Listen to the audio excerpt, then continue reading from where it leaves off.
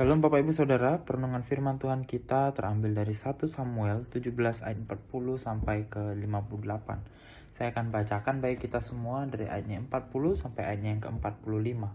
Demikian firman Tuhan. Lalu Daud mengambil tongkatnya di tangannya, dipilihnya dari dasar sungai 5 batu yang licin dan ditaruhnya dalam kantung gembala yang dibawanya, yakni tempat batu-batu, sedang umbannya dipegangnya di tangannya. Demikianlah ia mendekati orang Filistin itu. Orang Filistin itu kian dekat menghampiri Daud dan di depannya orang yang membawa perisainya. Ketika orang Filistin itu menunjukkan pedangnya ke arah Daud serta melihat dia, dihinanya Daud itu karena ia masih muda, kemerah-merahan dan elok parasnya. Orang Filistin itu berkata kepada Daud, "Anjingkah aku, maka engkau mendatangi aku dengan tongkat?" Lalu demi para allahnya, orang Filistin itu mengutuki Daud. Pula orang Filistin itu berkata kepada Daud, "Hadapilah aku, maka aku akan memberikan dagingmu kepada burung-burung di udara dan kepada binatang-binatang di padang." Tetapi Daud berkata kepada orang Filistin itu, "Engkau mendatangi aku dengan pedang dan tombak dan lembing, tetapi aku mendatangi engkau dengan nama Tuhan semesta alam, Allah segala barisan Israel yang kau tantang itu." Bapak Ibu Saudara, kalau kita melihat dari sudut pandang manusia, kita bisa merasa kecil berhadapan dengan tantangan hidup. Kita bisa melihat seperti tantangan atau tekanan di dalam pekerjaan. Kita bisa merasa kecil karena ada tanggung jawab yang begitu besar, tanggung jawab keluarga, pekerjaan, atau bahkan tuntutan studi. Dan pergumulan-pergumulan yang lainnya termasuk pergumulan iman. Nah, Bapak Ibu Saudara, kegentaran hidup ini menggambarkan bahwa umat Allah. Bapak Ibu Saudara, kegentaran hidup ini menggambarkan bagaimana bahwa umat Allah, seorang umat Allah yang telah mengalami begitu besar penyertaan Tuhan, begitu banyak kuasa Tuhan di dalam kehidupannya, itu juga dapat kehilangan keberanian ketika berhadapan dengan musuh yang nampaknya sulit untuk dikalahkan. Nah, kalau kita perhatikan Bapak Ibu Saudara, kondisi yang demikian itulah yang saat ini dihadapi oleh tentara Israel ketika menghadapi orang-orang Filistin dan berhadapan dengan Goliat, yang seorang yang berperawakan raksasa.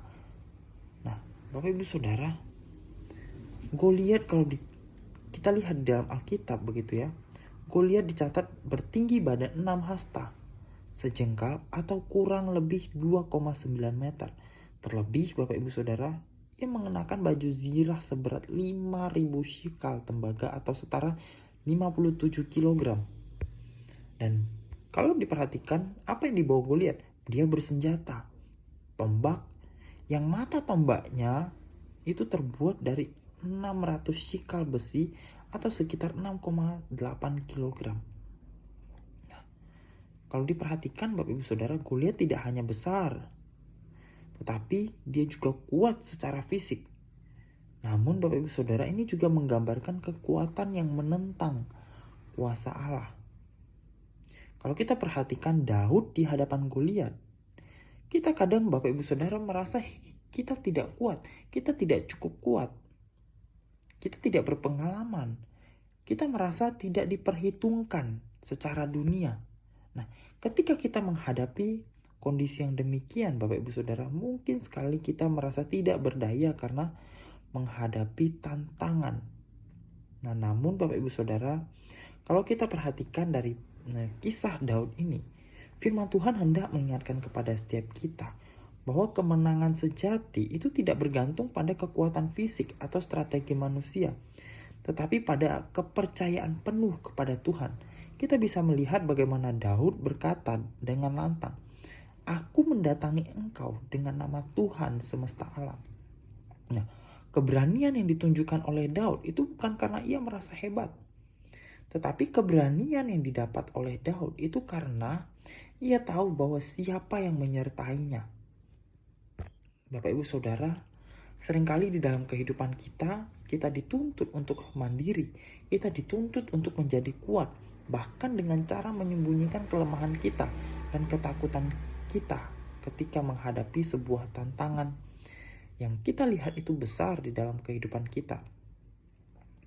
Tantangan-tantangan yang bermacam-macam, bisa berupa masalah finansial, atau mungkin penyakit serius, atau mungkin tekanan sosial yang ada di sekitar kita, yang kalau kita lihat tidak sesuai dengan prinsip iman kita, atau ketakutan akan masa depan, atau bisa jadi perjuangan melawan dosa pribadi yang terus-menerus membayangi setiap kita. Bapak Ibu Saudara, apapun Goliat atau tantangan besar di dalam hidup kita hari ini, biarlah setiap kita hadapi dengan tidak merasa takut atau dengan mengandalkan diri sendiri.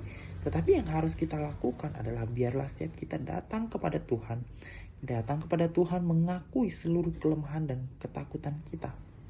Kemudian kita menghadapi pergumulan kita, persoalan kita bersama-sama dengan tuntunan Tuhan. Demikian perenungan firman Tuhan kita. Mari bersama-sama kita berdoa. Allah Bapa dalam surga, kami bersyukur ya Bapa, bila mana firman Tuhan hari ini mengingatkan kepada setiap kami. Bila mana dalam kehidupan kami, seringkali kami menghadapi tantangan, seringkali kami menghadapi persoalan. Tetapi biarlah Tuhan menolong setiap kami, memberikan kekuatan bagi setiap kami, supaya di dalam kehidupan kami, menghadapi persoalan yang ada, kami tidak mengandalkan diri kami sendiri, tetapi justru kami mengandalkan Tuhan di dalam setiap aspek kehidupan kami. Terima kasih ya Tuhan, hanya di dalam nama Tuhan Yesus kami berdoa dan mengucap syukur. Haleluya. Amin.